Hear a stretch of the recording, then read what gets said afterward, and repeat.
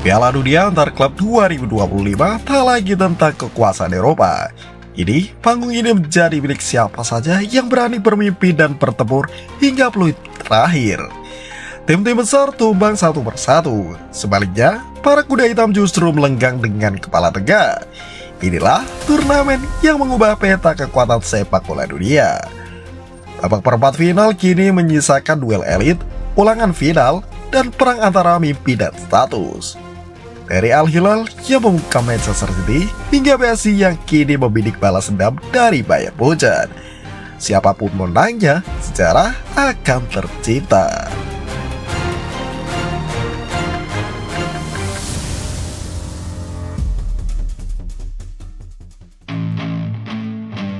Remontada Al Hilal dan tumbangnya Pep final lebih cepat lawan Fluminense.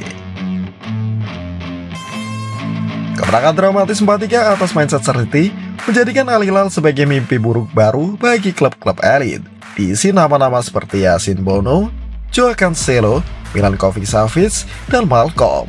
Sukatasuan Simeone Inzaghi menunjukkan bahwa status wakil Asia bukan alasan untuk minder. Kini mereka akan menantang Fluminense, sang raja baru Brazil yang membungkam Inter Milan 2-0. Duel ini menjadi pertemuan perdana antara dua tim dari konfederasi berbeda, AFC versus CONMEBOL. Namun intensitasnya dipastikan setara final. Kami ingin terus menunjukkan siapa kami. Kami tidak takut siapapun, tegas Sergej Milinkovic-Savic. Al Hilal kini bukan sekadar tamu undangan. Mereka adalah kandidat serius semifinal, bahkan mungkin juara dunia.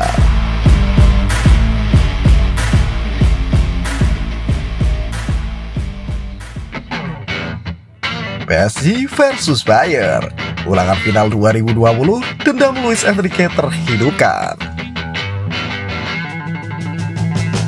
Paris Saint-Germain melaju dengan dominan, membantai terbilang 4-0. Kemenangan itu bukan tanpa kontroversi, karena Lionel Messi jadi sasaran kritik. Banyak netizen menganggapnya gagal saat menghadapi mantan klubnya. Namun, Zlatan Ibrahimovic langsung pasang badan.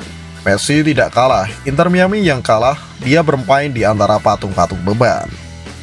Kini PSG akan menghadapi Bayern Munchen, lawan yang mengalahkan mereka di final Liga Champions 2020. Luis Enrique membawa ambisi membalas luka lama dan mempersembahkan trofi yang belum pernah dicicipi klub kaya asal Prancis itu. Musim ini adalah musim sejarah bagi PSG. Kami ingin terus menciptakan warisan, kata Enrique.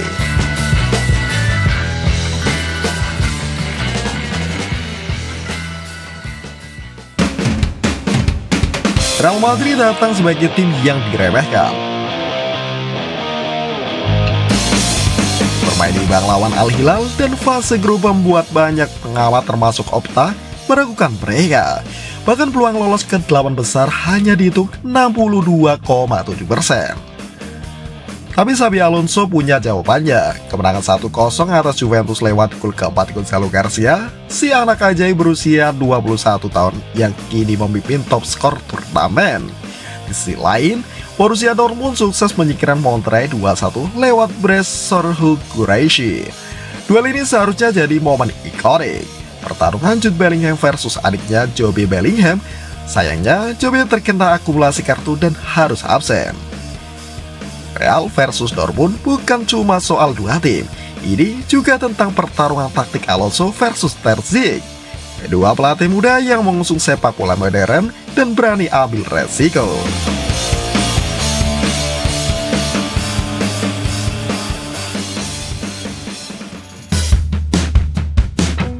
Chelsea versus Palmeiras, ulangan yang penuh luka dan ambisi baru.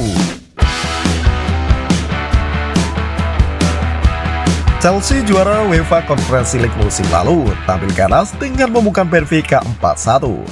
Enzo Maresca, sang pelatih baru, menyuntikkan filosofi presisi dan tenang. Pemilik tak pernah bicara soal trofi, mereka hanya ingin kami bermain maksimal, ungkap Maresca. Di sisi lain, Palmeiras lolos dramatis lewat kemenangan atas Botafogo berkat gol menit ke-100 oleh Paulinho. Kedua tim pernah bertemu di final Piala Dunia antar klub 2021 saat Kai Havertz mencetak penalti di menit ke-117 untuk mengantar Chelsea juara. Kini, Palmeiras harus balas dendam. Chelsea ingin mengulang kejayaan. Ini bukan sekadar laga, tapi ujian karakter.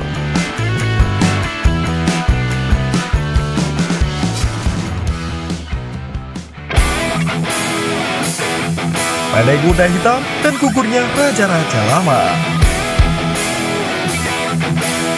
Turnamen ini telah menggugurkan nama-nama besar. Inter Milan dan Manchester City, dua finalis dan juara Liga Champions dalam 2 tahun terakhir.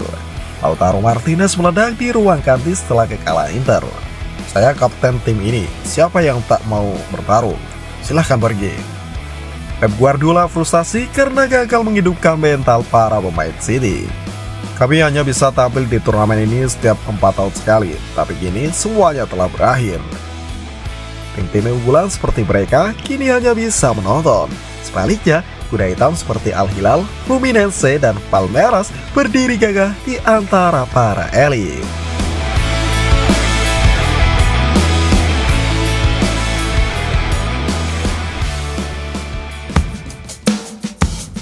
Siapakah yang akan menulis ulang sejarah?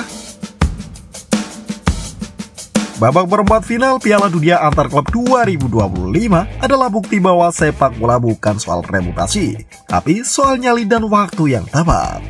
Turnamen ini telah mengirim pesan keras, era dominasi Eropa mulai retak. Entah itu Al Hilal yang harus membuktikan, PSG yang ingin menebus masa lalu, Real Madrid yang tak mau dilupakan, atau Chelsea yang lapar gelar baru, semuanya berdiri di ambang sejarah. Dan kita tahu satu hal, dunia sedang berubah. Sepak bola dunia sedang mencari juara yang baru.